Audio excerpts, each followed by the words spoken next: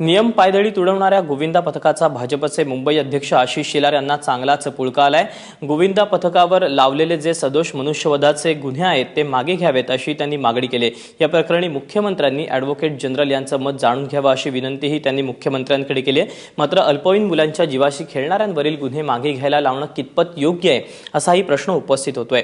काही गोविंदा पथकांवर भारतीय दंड संहिता कलम 308 हे सदोष मनुष्यवधाचं कलम लावण्यात आलंय। अशी गंभीर स्वरूपाची कलम तरुण वयात दाखल झाल्यास या तरुण गोविंदांच्या पुढील आयुष्यावर विपरीत परिणाम होतील अशी भीतीही त्यांनी व्यक्त केली आहे।